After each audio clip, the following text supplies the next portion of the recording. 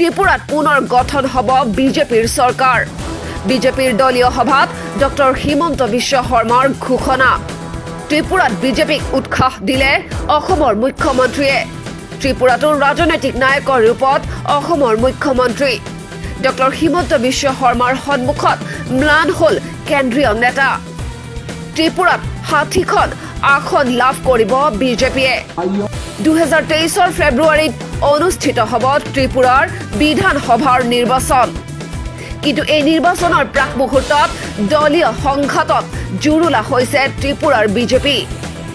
সীমামূৰীয়া ৰাজ্যখনত শাসনাধিষ্ঠিত দলটোৰ পৰা পদত্যাগ কৰি কংগ্ৰেছত যোগ দিছে বহু নেতাই।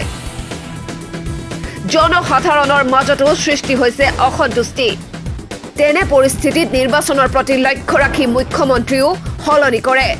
বিপ্লৱ দেৱৰ ঠাইত মানুহ শ্বাহাক দিয়া হয় মুখ্যমন্ত্ৰী। কিন্তু তাৰ পাছতো শংকামুক্ত নহ'ল বিজেপি। কিন্তু তেনে পৰিস্থিতিত বিজেপিৰ কামান চম্ভালিবলৈ দায়িত্ব দিয়া হৈছে মুখ্যমন্ত্ৰী ডক্টৰ হিমন্ত বিশ্ব শৰ্মাক। বিজেপিৰ শীৰ্ষ কেন্দ্ৰীয় নেতৃত্বৰ এক সূত্ৰৰ পৰা জানিব পৰা অনুসৰি ২০২৩ আৰু ২০২৪ত অনুষ্ঠিত হ'বলগীয়া বিধানসভা নিৰ্বাচনসমূহত বিজেপিৰ প্ৰধান সেনাপতি হ'ব অসমৰ মুখ্যমন্ত্ৰী হিমন্ত বিশ্ব শৰ্মা।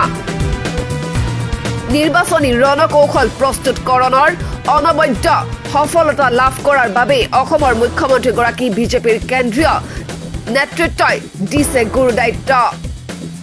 সূত্ৰটোৱে লগতে ইয়াকো দাবী কৰে যে আগন্তুক সময়ছোৱাত বিজেপিৰ নিৰ্বাচন কেন্দ্ৰিক সমস্ত কৰ্মকাণ্ড নেতৃত্ব দিব অসমৰ মুখ্যমন্ত্ৰীগৰাকীয়ে। অন্য অৰ্থত মুখ্যমন্ত্ৰী ডক্টৰ হিমন্ত বিশ্ব শৰ্মাৰ ৰাজনৈতিক ৰণকৌশল অবিহনে বিজেপিৰ আগ্ৰাহী ৰাজনীতি সম্ভৱ নহয়।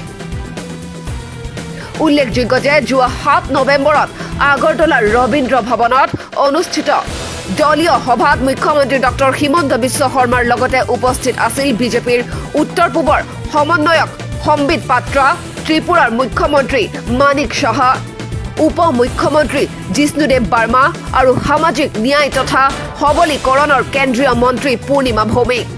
কিন্তু সভাখনত আকৰ্ষণৰ মূল কেন্দ্ৰবিন্দু হৈ উঠে অসমৰ মুখ্যমন্ত্ৰী ডক্টৰ হিমন্ত বিশ্ব শৰ্মা।